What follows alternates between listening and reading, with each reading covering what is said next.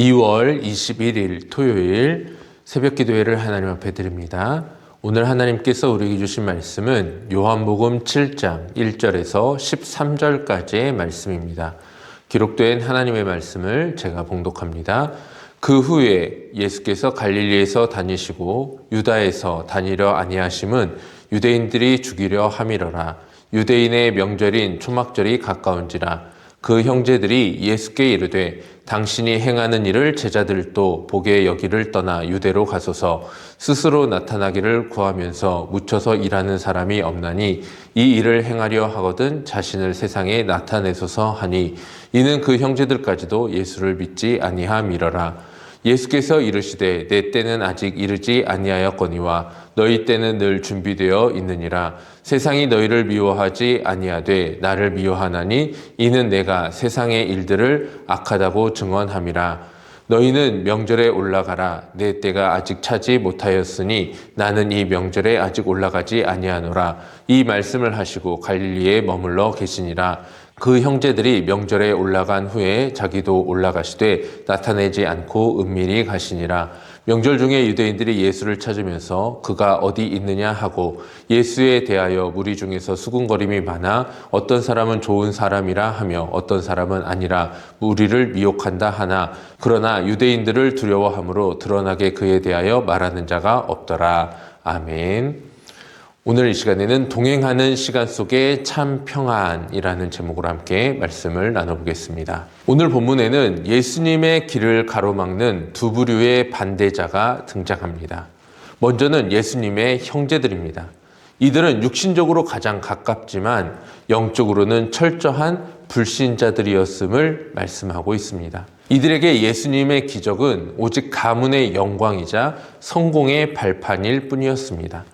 4절에 자신을 세상에서 나타내소서라는 그들의 요구는 복음을 세상의 유명세와 맞바꾸려는 이기적인 야망의 요구였을 뿐입니다.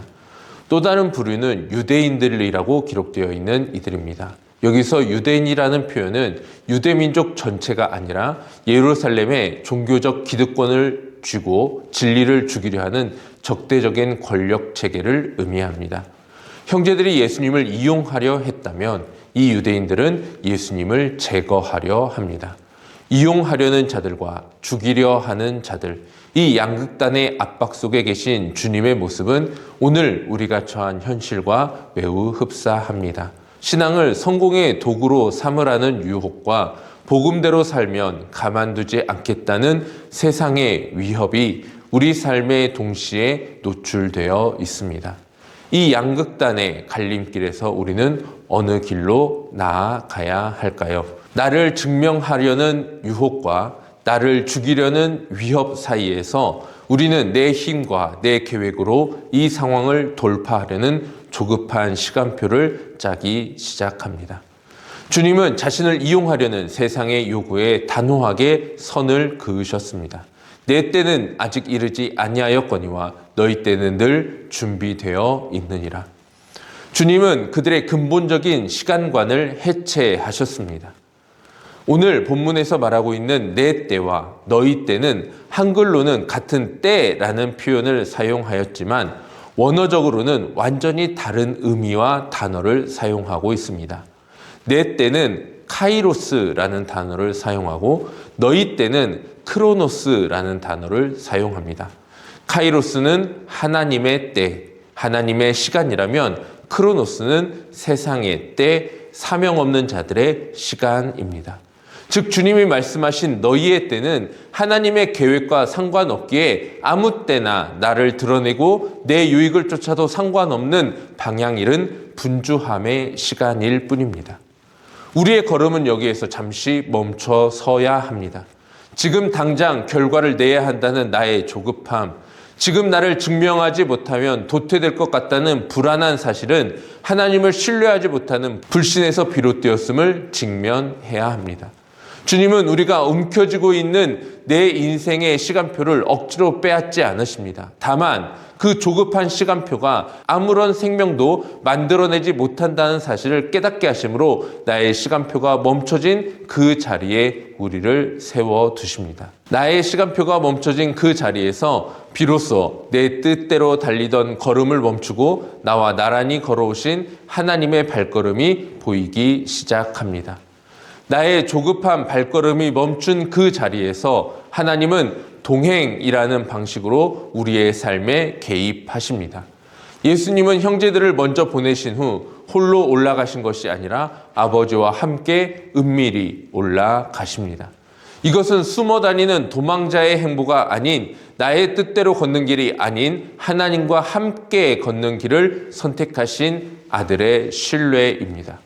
화려한 예루살렘의 무대를 갈망하던 형제들의 길은 나만 보이는 길이었다면 주님이 은밀히 걸으신 그 길은 아버지와 깊이 소통하는 동행의 길이었습니다. 하나님은 오늘 이 새벽 우리에게도 이 동행을 요청하고 계십니다. 세상의 무대 조명이 비추는 성공의 길이 아니라 아무도 보지 않는 곳에서 하나님의 세밀한 음성을 들으며 한 걸음씩 하나님과 함께 내딛는 은밀한 동행의 기쁨을 회복하게 하십니다. 성령께서는 우리로 하여금 어디로 가느냐보다 누구와 함께 걷느냐가 훨씬 더 중요하다라는 사실을 깨닫게 하십니다. 이제 우리는 세상의 시선에 일희일비하며 뒤에서 수군거리던 비겁함을 뒤로하고 하나님과 보조를 맞추어 걷는 당당한 동행자로 재구성되게 됩니다. 설교의 시작에서 말씀드린 이 양극단의 길 앞에서 서 있는 우리는 이제 어디로 가야 할까요? 세상의 권력인 유대인이 두려워 진리 앞에 당당하지 못했던 우리는 이제 하나님과 함께 걷는 평안 안에 새롭게 태어나야 합니다. 이제 성도는 세상이 나를 어떻게 평가하느냐에 매이지 않습니다. 하나님과 함께 걷고 있다면 그 길이 은밀한 길이라 할지라도 가장 영광스러운 길임을 알기 때문입니다. 사랑하는 지연교회 성도님들, 오늘 우리는 나를 나타내지 못해 불안했던 삶을 잠시 내려놓고 멈춰서야 합니다. 남들이 몰라줘도 괜찮습니다. 세상이 우리를 미워하고 오해해도 상관없습니다. 우리는 오직 하나님의 시간표에 나의 인생을 맞춰놓고 주님과 함께 걷는 그 은밀한 동행만으로 충분한 자들이기 때문입니다. 오늘 하루 세상의 조급함에 쫓기지 마시고 주님의 카이로스의 시간 안에서 하나님과 함께 걷는 이 신비로운 평안을 누릴 수 있는 저와 여러분이 되기를 소망합니다. 그 동행의 끝에서 우리는 반드시 아버지가 예비하신 영광의 자리에 서게 될 줄로 믿습니다. 기도하겠습니다. 사랑과 은혜가 풍성하신 하나님 아버지, 오늘도 우리가 주님의 시간에 맞추어 함께 주님과 걸어가는 평안의 삶, 평안의 발걸음이 되게 하여 주옵소서. 오늘 하루 누군가에게 보여주기 위한 나의 삶이 아닌 하나님과 함께 동행함으로 기뻐할 수 있는 하루가 되게 하여 주시옵소서. 예수 그리스도의 이름으로 기도하옵나이다. 아멘.